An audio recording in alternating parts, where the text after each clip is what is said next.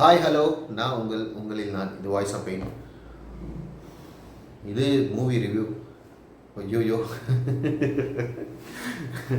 சீரியஸாக சொல்கிற சான்ஸ்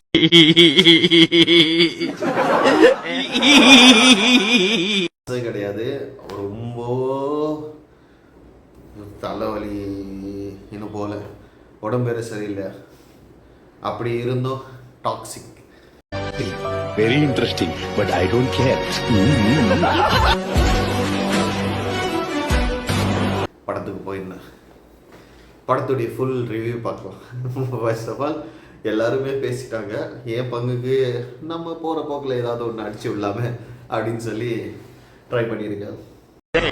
வெக்கம் கெட்டவன, மானம் கெட்டவன, உனக்கு எதிராக இவ்வளவு பெரிய மீச. செருப்பெல்லாம் வெளியே விட்டோம்னா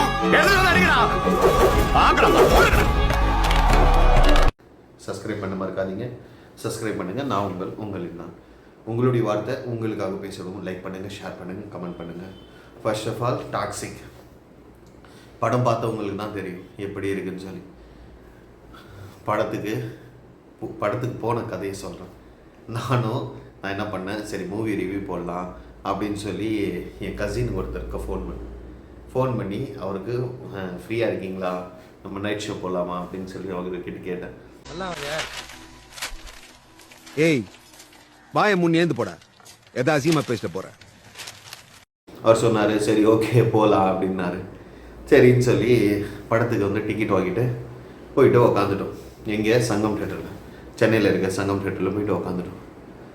படம் ஓடுது ஓடுது ஓடுது ஓடுது ஓடுது. ஒரு கட்டத்துக்கு மேலே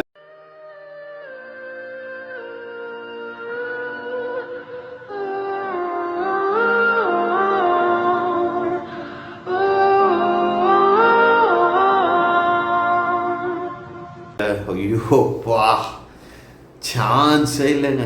படம் வேற மாதிரி. இந்த மாதிரி ஒரு படத்தை நீங்கள் பார்த்துருக்கவே முடியாது. சரியா, ஏதோ ட்ரை பண்ணியிருக்காங்க, அது ஏதோ ஒன்று இருக்கு. உண்மையை சொல்லணும்னா நம்ம எம்டிஆன் சொல்லுவார், பொங்கலுக்கு ஒரு காமெடியாக அவர் துண்டை போட்டுக்கிட்டு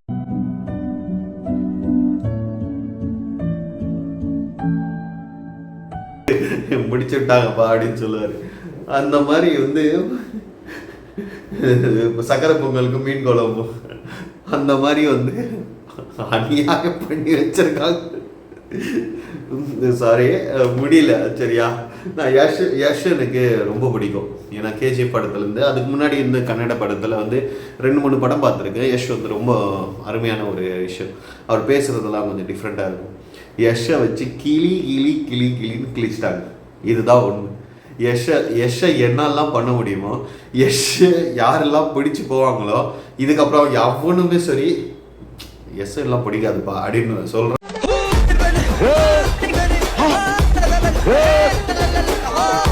மாதிரி வச்சுட்டாங்க. சரி, படத்துடைய கதையை பற்றி சொல்லலாமா? சரி சொல்லலாம். ஒன்று என்ன இருக்கு, அதில் இருந்தால் தானே, கதை இருந்தால் தானே ஏதாவது சொல்கிறதுக்கு. கதை ஐயோப்பா, கதையெல்லாம் ஒன்றும் இல்லை. யஷ் படத்துடைய ஆரம்பத்தில் ஒரு குழந்தை, ஒரு சின்னதாக அந்த ஹீரோனி ஒரு வருஷ கால் தட்டு, அந்த ஹிந்தி ஹீரோனி அவங்கள வச்சு என்ன பண்ணுறாங்கன்னா ஒரு சர்க்கேஸை காமிக்கிறாங்க. அதில் அப்பா வராருன்னு சொல்லி அந்த குழந்தைய அப்பா கிட்ட கொடுத்துட்டு ஹலோ டேடின்னு கொடுத்துட்டு அவங்க இறந்து போயிடுறாங்க. இதுதான் ஆரம்பம் சீன்.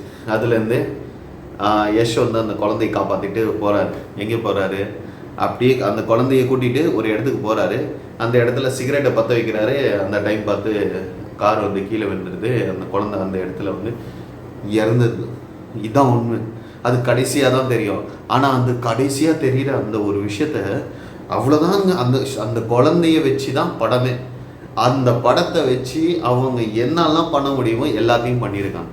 இதில் தான் அதுக்கப்புறம் கதை சொல்ல ஆரம்பிக்கிறாங்க. அப்பாவுடைய கதையை சொல்ல ஆரம்பிக்கிறாங்க. சுத்தி வராங்க. என்ன இது, மகன் உண்மையாக இருக்கானு பார்த்தேன், அதுவும் கிடையாது. நீங்க யோசிச்சு கூட பார்க்க மாட்டீங்க. மகன் உண்மையா இருக்கானு பார்த்தீங்க, அதுவும் கிடையாது. சரியா, வெயிட் பண்ணு, முழுசா பேசிடு. மகனும் உண்மையா கிடையாது. அதுக்கப்புறம் என்ன, திரும்ப ஸ்டார்ட் ஆகுது யஷோடைய. அதுவும் எங்கே நடக்குது, கோவாவில் நடக்குது. கோவாவில் 1947 ஐ மீன் வந்து இந்த சுதந்திரம் அடைஞ்ச டைமில் நடக்கிற ஒரு கதை மாதிரி, ஒரு கற்பனை கதையாக. ஆனால் டிஸ்க்ளைமர்லேயே எல்லாத்தையும் சொல்லிடுறாங்க, நான் யாரை பற்றியும் சொல்லலை, எதை பற்றியும் சொல்லலை, எல்லாமே அவங்க பேசிடுறாங்க. அதுலேயே புரிஞ்சிச்சு ஏதோ ஒன்று இருக்குது. அந்த ஃபஸ்ட்டு இன்ட்ரோவோட நீங்கள் உள்ளே போய் பார்த்தீங்கன்னா ஏதோ ஒன்று டிஸ்க்ளைமர் போடுறாங்க, இவங்க ஏதோ ஒன்று சொல்ல வராங்க. அதுவும் பெருசாக கிட்டத்தட்ட ஒரு 2 பேஜுக்கு பேசுவாங்க. அப்போயே யோசிச்சேன், ஏதோ ஒன்று பண்ண போகிறாங்கடா அவங்ககிட்ட சொன்னேன். அதுக்கப்புறம் அந்த அந்த அந்த சொல்கிற கதை எல்லாம் இருக்குது தெரியுமா. ஃபர்ஸ்ட் ஆஃப் ஃபுல்லாக ரொம்ப சூப்பராக பிட்டை எடுத்து வச்சுருக்காங்க. ஏன் இப்படி பண்ணாங்க, இந்த கீதா மோகன்தாஸுக்கு என்ன தான் ஆயிடுச்சு, அவங்க வந்து உண்மையாகவே வந்து படம் எடுக்கணும்னு சொல்லி எடுத்தாங்களா, இல்லை ஏ சர்டிஃபிகேட்னால எல்லாத்தையும் அடிக்கணும்னு சொல்லி ஒரு ஹாலிவுட் ரேஞ்சுக்கு ட்ரை பண்ணியிருக்காங்க. ஆனால் அது இங்கே இருக்கிற ஆடியன்ஸுக்கு பிடிக்கணும்ல, அப்படி தானே பிடிக்கிற மாதிரி தானே பண்ண முடியும். ஐயோப்பா முடியலங்க. அதுக்கப்புறம் அந்த அந்த அந்த கதையை முழு ஷார்ட்டாக சொல்லிடுறேன். அதுக்கப்புறம் கதை ஆரம்பித்த உடனே முதல்ல வந்து ஒரு கேங்ஸ்டராக மாறுறாரு. இதில் ஒரே ஒரு நல்ல விஷயம் என்னென்னா, நயன்தாரா மேடம் கேரக்டர் ஓகே அப்படின்னு சொல்லலாம். ஆனால் அது மட்டும் அக்கா கேரக்டராக இல்லாமல் கண்ணா, இங்க ஓ மூஞ்சி தான் கொஞ்சம் அப்பாவியா இருக்கு, மூஞ்சி மட்டும்தான். ஆனா நீ அந்த பக்கத்து வீட்டுல சமைக்கிற லேடி என்ன பண்றீங்கன்னு அண்ணனுக்கு தெரியாதா? அது பிரச்சனை இல்ல. பல்லு இருக்கிறவன் பட்டாணி திம்பான், எனக்கு பல்லு இருக்கு, ஆனா அது கூட சில பொறுப்புகளும் இருக்கு. இருந்துச்சுன்னா மொத்தமாக முடிச்சிருப்பாங்க.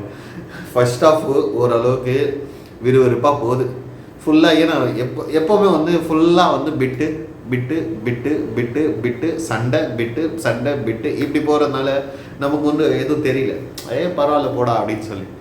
செகண்ட் ஆஃப் ஃபுல்லாக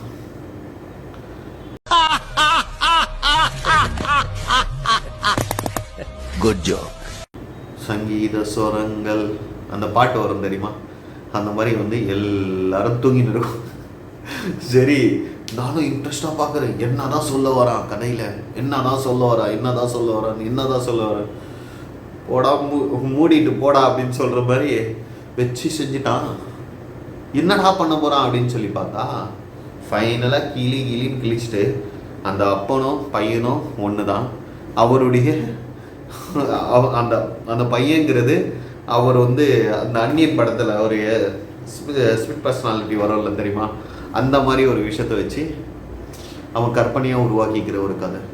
பட் இது அந்த கதையில வந்து சொன்ன விஷயங்கள் வந்து இன்னும் கொஞ்சம் அருமையாக எடுத்திருக்கலாம். என்னை பொறுத்த வரைக்கும் ரொம்ப அருமையாக எடுத்திருக்கலாம். நிறைய செலவு பண்ணியிருக்காங்க, நிறைய விஷயம். ஏன்னா உண்மையாக சொல்கிறேன், அந்த சினிமோட்டோகிராஃபிலாம் சான்ஸே கிடையாது.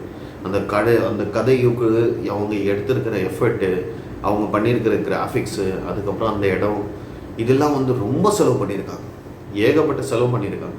அந்த செலவுக்கு அது வருத்தப்படலான்னு பார்த்தீங்கன்னா முழுக்க 0, ஒன்றுமே கிடையாது. இதுதான் விஷயம். ஆனால் வந்து என்னை பொறுத்த வரைக்கும் அந்த படம் வந்து ஓகே. எனக்கு கேட்ட மார்க் எவ்வளோன்னு கேட்டிங்கன்னா நீங்களே முடிவு பண்ணிக்கோங்க. ஆனால் படத்தை தேட்டரில் பாருங்கள், அப்போ தான் உங்களுக்கு புரியும். தேட்டரில் போயிட்டு நான் என்ன சொன்னாலும் யார் என்ன சொன்னாலும் நாங்கள் கஷ்டப்பட்டோம்ல, நீங்களும் ஒரு வாட்டி போயிட்டு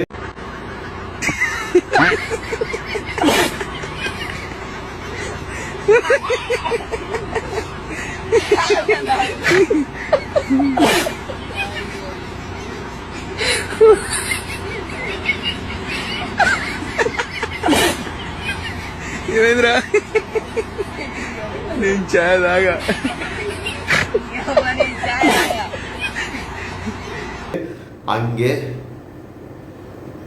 பார்த்துட்டு முடிவு பண்ணுங்க. Anyway thank you. நான் உங்கள் இது வாய்ஸ் ஆஃப் பெயின். சப்ஸ்கிரைப் பண்ண மறக்காதீங்க. மேபி டெய்லி வீடியோஸ் வரும், பாருங்கள். உங்களுடைய வார்த்தை உங்களுக்காக பேசணும். உடம்பு சரியில்லை, அதனால கொஞ்சம் டயர்டாக இருக்கேன். Maybe soon I will back. நான் ரிகவர் ஆகிடுவேன், பார்க்கலாம். தேங்க்யூ.